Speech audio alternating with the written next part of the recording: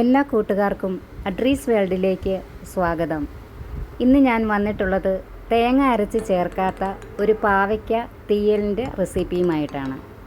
നമുക്കറിയാം, കുട്ടികളൊക്കെ പാവയ്ക്ക കറി വെച്ചാൽ കൂട്ടാറില്ല. കാരണം എന്താ? പാവയ്ക്കയ്ക്ക് കയ്പ്പാണെന്നും പറഞ്ഞ് അവർ കൂട്ടാതെ മാറ്റി വയ്ക്കും. പക്ഷേ ഇങ്ങനെ നിങ്ങളൊന്ന് ഉണ്ടാക്കി നോക്കൂ. കുട്ടികൾ പാവയ്ക്ക കറി തന്നെ കൂട്ടി ഇഷ്ടംപോലെ ചോറുണ്ണും. ഈ റെസിപ്പി അങ്ങനെയുള്ള ഒരു റെസിപ്പിയാണ്. നിങ്ങൾ തീർച്ചയായിട്ടും ഇതുണ്ടാക്കിയിട്ട് നിങ്ങളുടെ കുട്ടികൾക്കൊക്കെ ഒന്ന് ചോറ് കൊടുത്തു നോക്കണം. അവർ ഒരുപാട് ചോറുണ്ണും, അതിന് ഞാൻ ഗ്യാരണ്ടി. അപ്പോൾ എൻ്റെ വീഡിയോയിലേക്ക് പോകുന്നതിന് മുമ്പായിട്ട് എൻ്റെ ഈ വീഡിയോ ആരെങ്കിലും ആദ്യമായി കാണുന്നുണ്ടെങ്കിൽ ഒന്ന് സബ്സ്ക്രൈബ് ചെയ്ത് സപ്പോർട്ട് ചെയ്യണേ. വീഡിയോയിലേക്ക് പോകാം. ഇതിന് ഞാനിവിടെ എടുത്തിരിക്കുന്നത് 1/4 കിലോ പാവയ്ക്കായാണ്.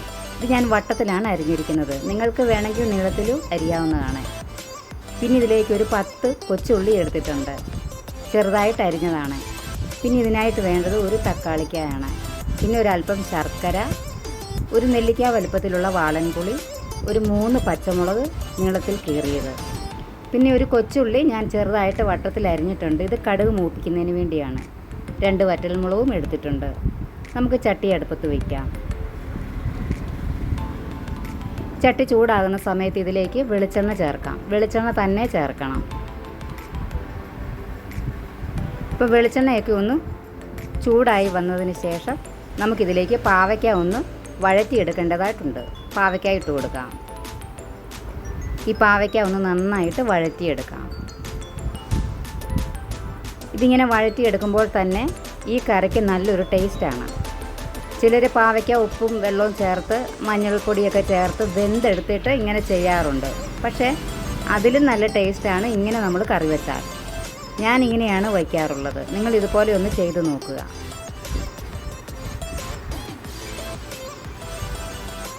പിന്നെ എൻ്റെ വീഡിയോ ഇഷ്ടമായാൽ ഒരു ലൈക്ക് തരാൻ മറക്കരുതേ. അപ്പോൾ നമ്മുടെ പാവയ്ക്കൊക്കെ ഒന്ന് പകുതി വേവായി വന്നിട്ടുണ്ട്. ഇനി ഇത് നമുക്ക് ഇതിൽ നിന്ന് ഒരു പാത്രത്തിലേക്ക് മാറ്റാം.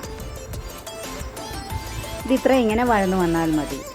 ഒരുപാട് ഫ്രൈ ആയിക്കഴിഞ്ഞാൽ പിന്നെ അത് കൊള്ളുകയില്ല. എന്നാന്ന് വെച്ചാൽ നമ്മൾ ഇത് അരപ്പിനകത്ത് കിടന്നും കൂടി ഒരല്പം വേകുന്നുണ്ടല്ലോ. ഈ സമയത്ത് ഒരല്പം ഉപ്പ് ചേർത്ത് കൊടുക്കാം. ഈ പാവയ്ക്കായ്ക്ക് മാത്രമുള്ള അതും കൂടി ചേർത്തിട്ടൊന്ന് ഇളക്കിയെടുക്കാം. ഇനി നമുക്കത് ഒരു പാത്രത്തിലേക്ക് കോരി മാറ്റാം. ഇതിപ്പോൾ കണ്ടോ, ഇതായി വന്നിട്ടുണ്ട്. ഇങ്ങനെ ആയാൽ മതി. ഇനി ഇതേ എണ്ണയിൽ തന്നെയാണ് ഞാൻ കടുക് പൊട്ടിക്കുന്നത്.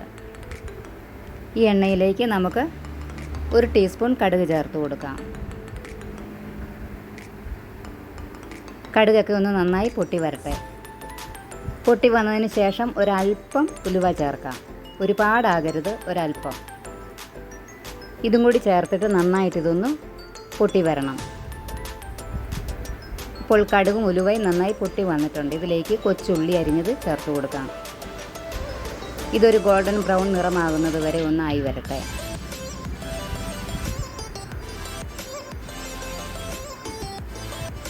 ഇതിപ്പോൾ ഒന്ന് ആയി വന്നിട്ടുണ്ട്. ഇത്രയും മതി. ഇനി ഇതിലേക്ക് അരിഞ്ഞ് വെച്ചിരിക്കുന്ന പച്ചമുളക് ചേർത്ത് കൊടുക്കാം. ഞാനൊരു 3 പച്ചമുളക് നീളത്തിൽ അരിഞ്ഞതാണ് ചേർത്ത് കൊടുക്കുന്നത്. ഈ മുളകിൻ്റെ പച്ചമണമൊക്കെ ഒന്ന് മാറുന്നത് വരെ നമുക്കൊന്ന് മൂപ്പിച്ചെടുക്കാം. ഇപ്പോൾ ഇത് മൂത്ത് വന്നിട്ടുണ്ട്. ഇതിലേക്ക് 2 വറ്റൽ മുളക് ചെറുതായിട്ട് മുറിച്ചത് ഇട്ട് കൊടുക്കുന്നുണ്ട്. നിങ്ങൾക്ക് വേണമെങ്കിൽ സവോളയൊക്കെ വഴറ്റുന്ന സമയത്താണെങ്കിലും ഈ വറ്റൽമുളക് ചേർക്കാവുന്നതാണ്. ഇനി ഇതിലേക്ക് അരിഞ്ഞ് വെച്ചിരിക്കുന്ന കൊച്ചുള്ളി ഇട്ട് കൊടുക്കാം. ഒരു 10 ചുവന്ന ഉള്ളിയാണ് ഞാൻ എടുത്തിരിക്കുന്നത്. സവോള വേണമെങ്കിലും നിങ്ങൾക്കെടുക്കാം. ഇതിപ്പോൾ ഒന്ന് വഴന്നു വരാൻ വേണ്ടി അല്പം ഉപ്പിട്ട് കൊടുക്കാം. ഈ കറിക്ക് നല്ല ടേസ്റ്റാണ്. കുട്ടികൾ ധാരാളം ചോറുണ്ണും. ഇതിപ്പോൾ ഒന്ന് വഴന്നു വന്നിട്ടുണ്ട്. ഇനി നമുക്കിതിന് വേണ്ട അരപ്പൊക്കെ ഒന്ന് മൂപ്പിച്ചെടുക്കാം. ഇതിലേക്ക് ഞാനൊരു 1/4 ടീസ്പൂൺ മഞ്ഞൾപ്പൊടി ചേർക്കുന്നുണ്ട്. 2 ടീസ്പൂൺ കാശ്മീരി മുളക് പൊടിയാണ് ചേർക്കുന്നത്. സാദാ മുളക് പൊടിയാണ് നിങ്ങൾ എടുക്കുന്നതെങ്കിൽ ഒരു ടീസ്പൂൺ മുളക് പൊടി മതി. പിന്നെ ഇതിലേക്ക് ചേർക്കുന്നത് 2.5 ടീസ്പൂൺ മല്ലിപ്പൊടിയാണ്. ഇതിന് മല്ലിപ്പൊടിയാണ് കൂടുതലായിട്ട് വേണ്ടത്. പിന്നെ ഇതിലേക്ക് ഞാനൊരു 1/4 ടീസ്പൂൺ ജീരകം പൊടിച്ചത് ചേർക്കുന്നുണ്ട്, ചെറിയ ജീരകം. ഇനി ഈ പൊടികളൊക്കെ നമുക്കൊന്ന് മൂപ്പിച്ചെടുക്കാം. ഇതിൻ്റെ പച്ചമണമൊക്കെ ഒന്ന് മാറുന്നത് വരെ ഒന്ന് മൂത്ത് കിട്ടണം.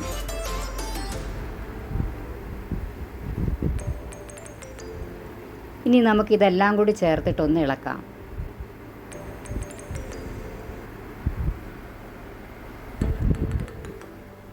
പൊടികളുടെ പച്ചമണമൊക്കെ ഒന്ന് മാറുന്നത് വരെ ഇളക്കണം.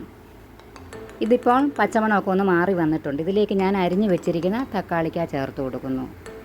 ഈ തക്കാളിക്ക ഇങ്ങനെ അരിഞ്ഞ് ചേർത്തില്ലെങ്കിലും കുഴപ്പമില്ല, ഇത് നിങ്ങൾക്ക് മിക്സിയിൽ അരച്ചിട്ടാണെങ്കിലും ചേർത്താൽ മതി.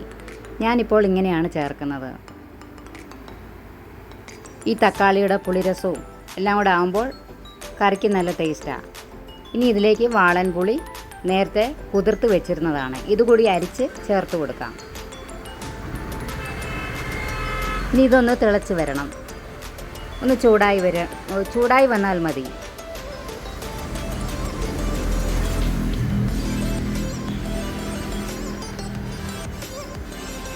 ചൂടായി വന്നതിന് ശേഷം ഇതിലേക്ക് നമുക്ക് ആവശ്യമായിട്ടുള്ള വെള്ളം ചേർത്ത് കൊടുക്കാം.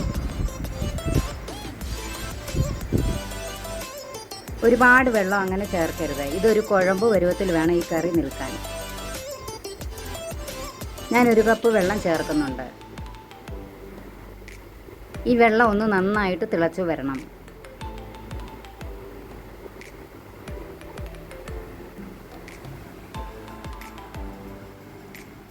ഇതൊന്ന് ഇളക്കി കൊടുക്കാം.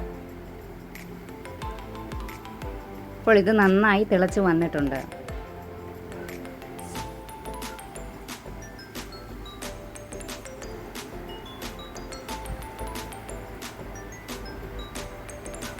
ഇനി ഇതിലേക്ക് ഞാൻ ചേർക്കുന്നത് നേരത്തെ എടുത്ത് വെച്ചിരുന്ന ശർക്കരയാണ്. ഞാനിതിങ്ങനെ അരിഞ്ഞാണ് എടുക്കുന്നത്. ശർക്കര ഇങ്ങനെ ചെറുതായിട്ടൊന്ന് അരിഞ്ഞാണ് എടുത്തിട്ടുള്ളത്. നിങ്ങൾക്കിത് പാനിയാക്കിയിട്ടാണെങ്കിലും ഒഴിക്കാവുന്നതാണ്. ചെറുതായിട്ടിങ്ങനെ പൊടിയായിട്ട് അരിഞ്ഞിട്ട് ചിരണ്ടി എടുത്തിട്ട് അത് ചേർത്ത് കൊടുക്കാം. ഇതിൻ്റെ ഉപ്പും കയ്പ്പും എല്ലാം ഒന്ന് ബാലൻസ് ചെയ്യുന്നതിന് വേണ്ടിയിട്ടാണ് ഈ ശർക്കര ചേർക്കുന്നത്. ഇതുകൂടി ചേർത്ത് കഴിഞ്ഞാൽ സൂപ്പറാണ് ഈ കറി. നിങ്ങളിങ്ങനെ ഉണ്ടാക്കിയിട്ട് കുട്ടികൾക്ക് കൊടുത്തു നോക്കൂ, ഞാൻ ഗ്യാരണ്ടി കുട്ടികൾ ഇഷ്ടംപോലെ ചോറുന്നു. കുട്ടികൾ എന്നല്ല, നമ്മളും ഈ ഒരു കറി ഉണ്ടെങ്കിൽ ഇഷ്ടം പോലെ ചോറുന്നു. അത്രയ്ക്ക് നല്ല ടേസ്റ്റാണ് ഈ കറിക്ക്. നമുക്കിതിൻ്റെ ഉപ്പൊക്കെ ഒന്ന് നോക്കാം.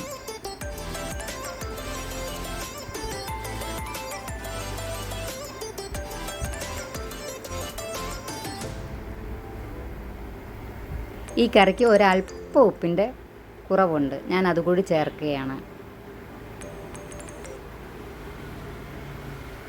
ഒന്ന് ഇളക്കി കൊടുക്കാം.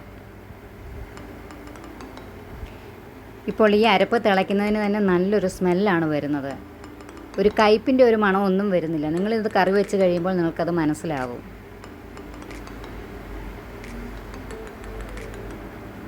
ഉപ്പും എരിവും പുളിയും മധുരവും എല്ലാം കറക്റ്റായിട്ടുണ്ട്.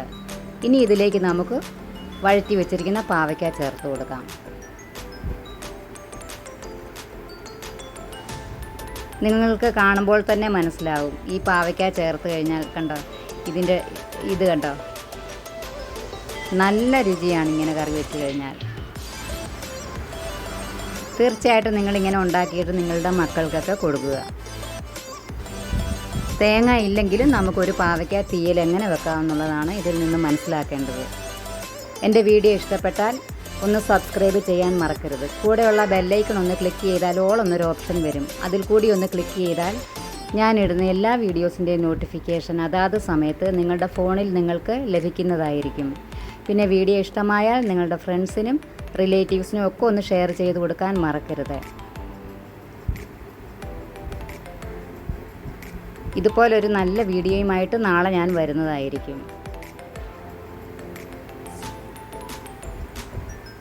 സ്റ്റൗ നമുക്ക് ഓഫ് ചെയ്യാം. അപ്പോൾ ഇത്രയേ ഉള്ളൂ ഇന്നത്തെ വീഡിയോ. നാളെ ഇതേ സമയം മറ്റൊരു വീഡിയോയുമായി വരും. എല്ലാ കൂട്ടുകാർക്കും നന്ദി.